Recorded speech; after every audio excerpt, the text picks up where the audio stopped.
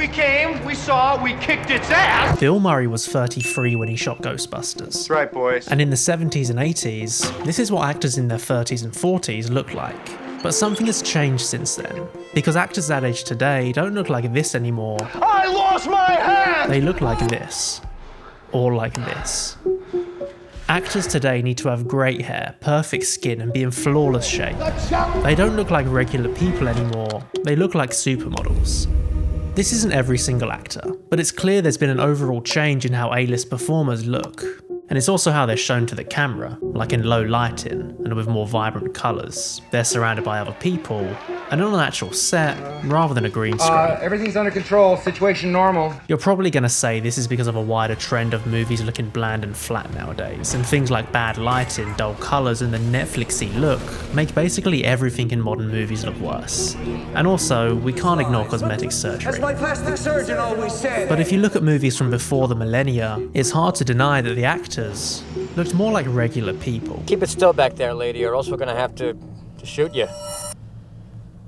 Okay, so the word ugly is a bit harsh, and I'm not trying to objectify or body shame anyone. Most people who are cast in movies aren't unpleasant to look at. I just mean that they have bodies and faces that could theoretically belong to a normal person without the aid of personal trainers, dietitians, and plastic surgeons. They look like normal everyday people you could see walking down the street. I need a man who has powerful friends. Bruce Willis, Bill Murray, and Jack Nicholson aren't bad looking guys, but they have a sort of everyman appeal that we just don't see in today's stars.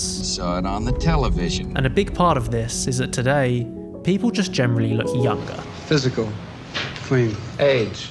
26. There's a great Vsauce video from a few years ago that goes into this in more detail. Essentially, the clothes and overall style has changed, and combined with better medical care, nutrition, and less smoking, people are healthier and better looking. I guess I started smoking when I was about 4. So here's a few age comparisons that highlight this in action. My mom was already dead then from lung cancer. Gene Hackman is 44 here. Actors in their mid-40s today look like this. Are we soulmates? Or like this.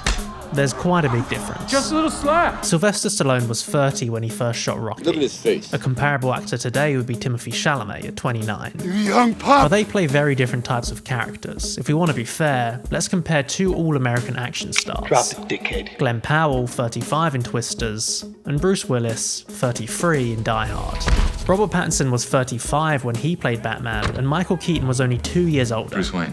Are you sure? But Keaton has visible lines around his mouth, his hair has receded a bit, and he has a subtle 5 o'clock shadow that doesn't feel purposeful.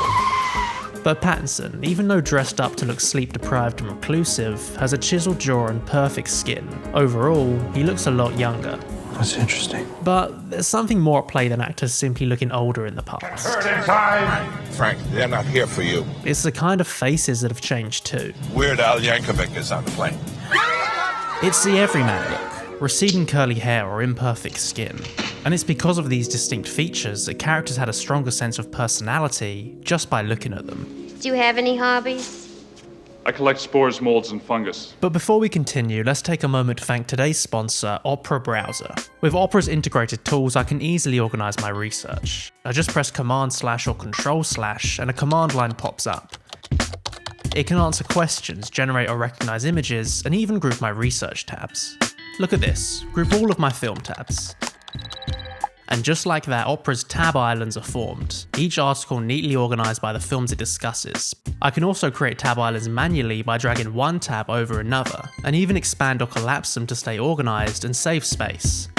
When I'm comparing two articles or watching a behind the scenes clip, I can use split screen. Simply drag one tab beside another, now both pages stay open side by side without jumping between multiple browser windows. If I ever lose track of which source I opened last, tab traces quietly mark the most recent ones with these lines. A small detail but surprisingly helpful when juggling multiple tabs. The darker the underscore, the more recently I visited it. Opera is a browser that makes working on videos like this feel composed. You can download it for free using the link in the description and the pinned comment. And now, back to ugly actors and aesthetic personalities. Do you have any hobbies?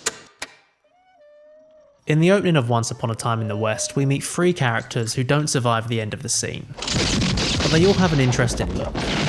Al Mullock has long hair blowing across his face and vibrant blue eyes. Jack Elam has the long eyebrows and beard that goes down his neck. And then Woody Strode looks completely different, with a square jaw and a piercing look.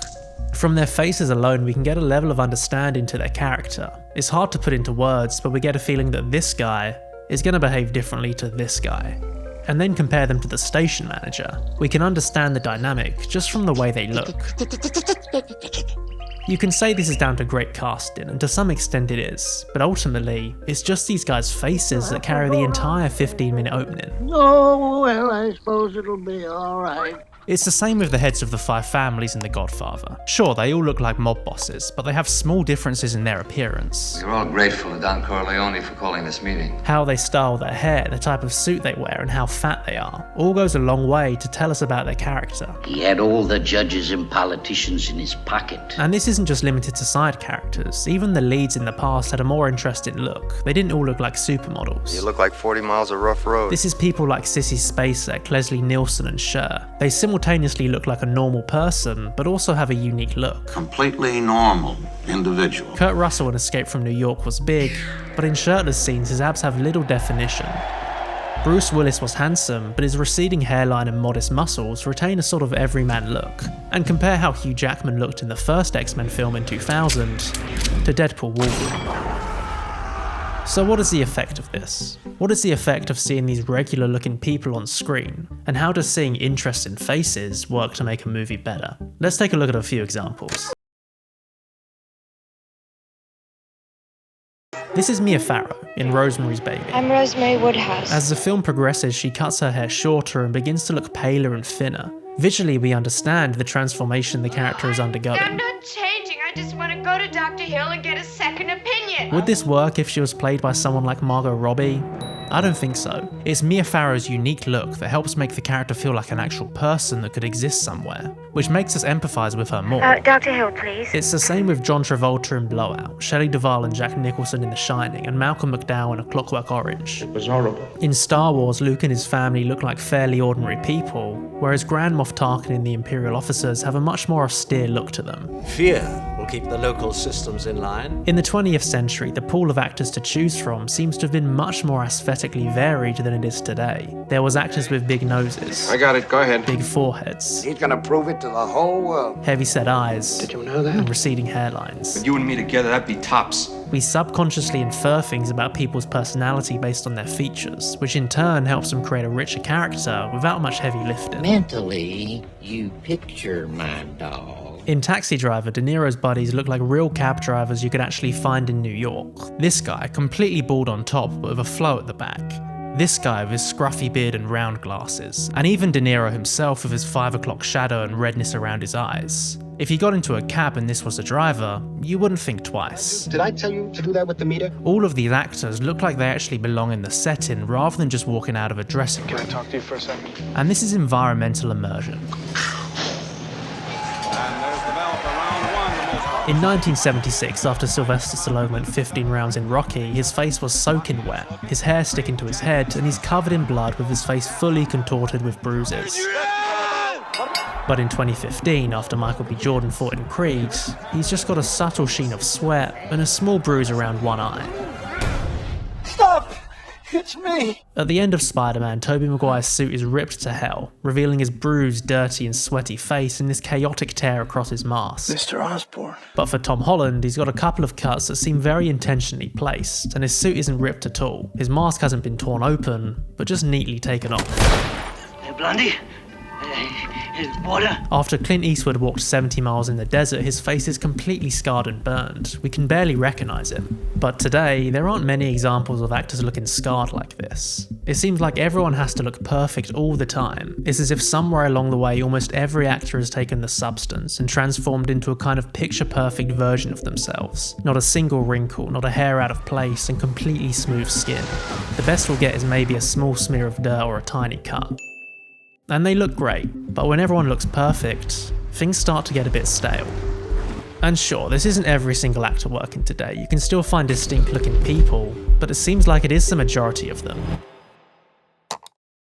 In an article from 2021, Raquel S. Benedict likens our body to become an investment in which we have to maximise our value through looking good. We're reduced to a collection of features like perfect skin or a strong jawline. The body is no longer the vehicle through which we experience joy and pleasure, but a status symbol that needs to be constantly presentable to the world. Put your greasy tits away, you preening slut. For actors, this is taken to the extreme, especially for women. They can never age or show any imperfection. They need to be a bankable star, and a big part of this is looking good on camera. Pretty girls should always smile. Let's take hairlines as an example. Sure, Andrew Garfield probably got a hair transplant because he thought it would improve his appearance, but also because it's better to have a smaller forehead as a leading man. And with modern technology, if you can fix this, why wouldn't you? Yes, Sergeant! This just wasn't the case in the past, hence a wider spectrum of hairlines and a bigger aesthetic variety. I wouldn't touch one hair on his goddamn little head. But today, this is becoming increasingly noticeable, and more people are commenting on it, and here are a few things they've said. I miss actors having normal teeth, and then a picture of Tom Cruise from The Outsiders. Check this out, buddy. It's so annoying and just plain boring that everyone has the same teeth, the same body. I miss people looking different and interested. Restroom and make sure my hair is perfect. I watched Invasion of the Body Snatchers last night, and it stood out to me that while Sutherland is hot, he's also clearly in his 40s. Like, if Hollywood wanted to make a movie of a 40-something A-lister playing a middle-aged health inspector, who would they cast? Ryan Reynolds?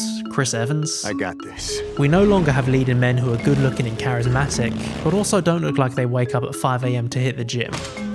On Twitter, someone was talking about the 1974 movie Taken of Pelham 123. They said it's weirdly invigorating to watch a movie where every actor has an incredible face, and they all look normal, like no veneers in sight. This is supposed to be a democracy. Old actors have more grace than current ones. We can't have a truly accurate cast for the Beatles because they just don't make weird, crusty-looking young men actors like that anymore. I miss casting movies that weren't all A-listers or trying to be. Sometimes just having normal-ass people in your movie makes it feel more realistic. To which someone replied, "Convinced this will be the downfall of the Odyssey."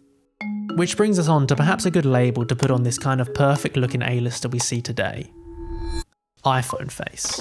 It's hard to define, but I think it's basically this kind of pristine look that most actors seem to have. It's why some people look out of place in period pieces, because they've got a modern haircut or their teeth are too white. They're striving for a kind of look that didn't really exist before the 21st century. And this speaks to a kind of aesthetic that many modern movies have. They're perfectly lit, the set perfectly designed, the actors in perfectly clean clothes. But this kind of perfection just makes it all look boring. It's the messiness of a normal kitchen, or the dirt kicked up from horses, the colour of the set, and the way it's lit. We're losing a sense of personality not only in how actors look, but in how films in general look. Hello? Digital cinematography has given everything the same kind of Netflixy feel. Look, this isn't every movie, and it's not every actor. If you look for it, you can find interesting looking people in modern movies, but this whole change in how actors, and by extension movies in general, look, is a natural result of an industry that's afraid to take risks. Movies need to make money, so they minimise anything that could theoretically make the film less successful, but in the process, remove what makes it special. Both films and actors aren't ugly anymore. They're not dirty anymore or bruised anymore. No one looks normal, and everyone looks perfect. And this is a problem.